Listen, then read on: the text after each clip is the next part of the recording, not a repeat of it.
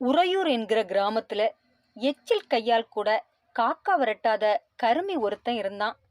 செலவாகிடும்னு அவன் வயிறு நிரம்புற அளவு கூட சாப்பிட மாட்டான். தன் கிணற்று நீர் குறைஞ்சிடும்னு தண்ணீர் கூட தாகம் தீர்க்கிற அளவு குடிக்க மாட்டான். இப்படி ஒருத்தனுக்கு மனைவியா வாழ்கிறத விட இறந்து விடுகிறது மேல்னு விரக்தியோட தான் அவன் கூட வாழ்ந்துட்டு வந்தா அவன் மனைவி. பிள்ளைங்களை சொல்லவே வேணாம். தந்தையோட கஞ்சத்தனத்தால அதிகம் கஷ்டப்பட்டது அவங்களோட 3 பசங்களும் தான். பள்ளிக்கு போனாலும் சரி, விருந்து விழாக்களில் கலந்துக்கிட்டாலும் சரி, அந்த பசங்களுக்கு இந்த கஞ்சன் நல்ல துணிகளே வாங்கி கொடுக்கறதில்ல.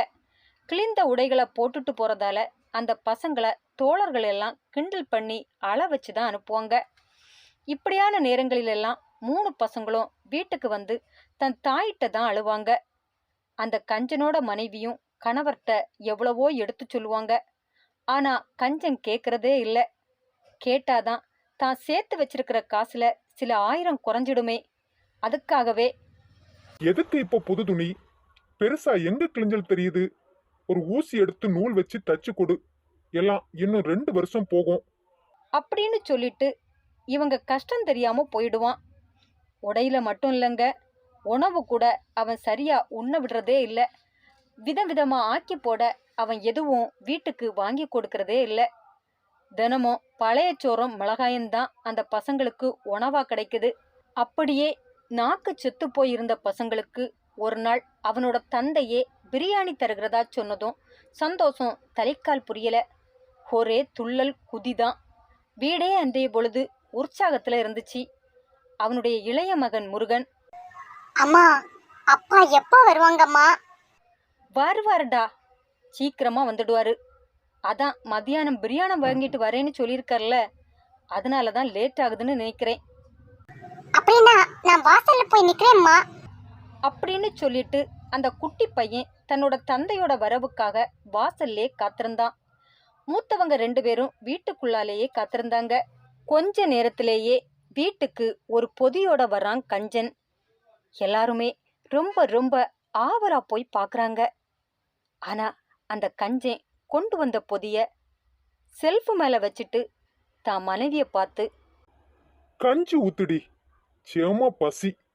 மாட்டு சந்தையிலிருந்து ஒரு கப்பு சர்பத்து கூட குடிக்காம இங்க வர நடந்து வந்திருக்கேன், சீக்கிரம் கொண்டு வாடி அப்படின்னு சொல்லிட்டு தரையில உட்கார்ந்துட பசங்க 3 பேரும் தாய பாவமா பார்க்கறாங்க.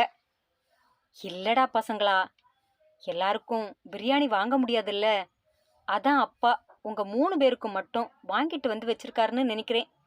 அப்பாவுக்கு சாப்பாடு கொடுத்தனும் உங்களை எடுத்துக்க சொல்லுவாரு, கொஞ்சம் பொறுங்கடா அப்படின்னு சொல்லிட்டு கஞ்சனுக்கு கஞ்சியை ஊத்த சமையல் கட்டுக்குள்ள போறா. இங்க பசங்களோட கண்களோ செல்ஃப் மேல இருந்த பார்சலையே பார்க்குது. சமையலுக்கு போன தாய் ஒரு பாத்திரத்துல கஞ்சியை ஊத்தி கஞ்சன் முன்னால கொண்டு வந்து வைக்கிறா. என்னடி, எனக்கு மட்டும் சாப்பாடு கொண்டு வச்சிருக்கா, பசங்களுக்கு கொண்டு வரலையா?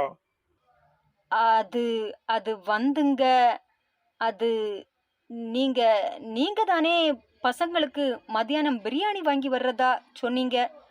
பசங்களும் அதுக்காக தான் காத்திருக்காங்க. ஆமல்ல, நான் சொன்னேன்ல. சரி, நீ போய் எல்லாருக்கும் வீட்டுல இருக்கிற சோத்துல தண்ணிய ஊத்தி கொண்டு வா. என்னங்க சொல்றீங்க கொண்டு வானா கொண்டு வாடி. என அதட்ட கஞ்சனின் மனைவியும் ஓடிப்போய் 3 பாத்திரத்துல வீட்டுல இருந்த பழைய சாதத்தை எடுத்து கொண்டு வந்து மகன்கள் முன்னால வைக்கிறா. பசங்களா, இப்போ கண்ணை மூடுங்க. எதுக்குப்பா?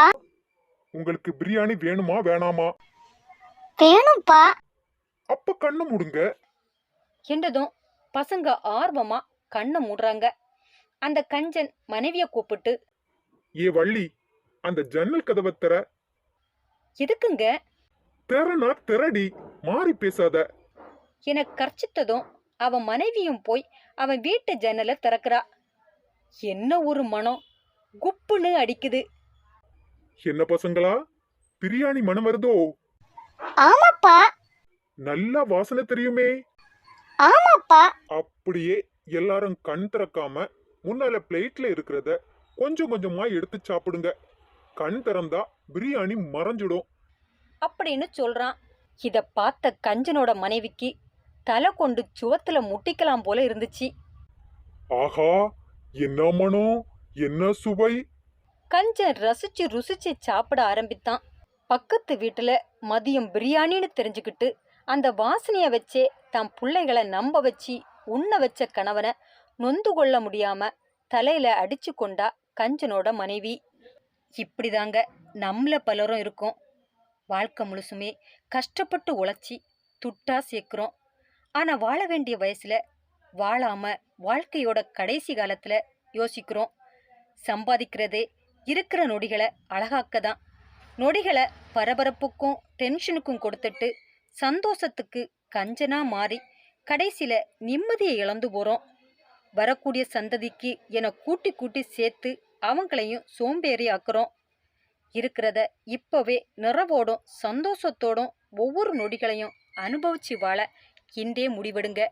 அப்பதான் வாழ்க்கை சந்தோஷமா மாறும்.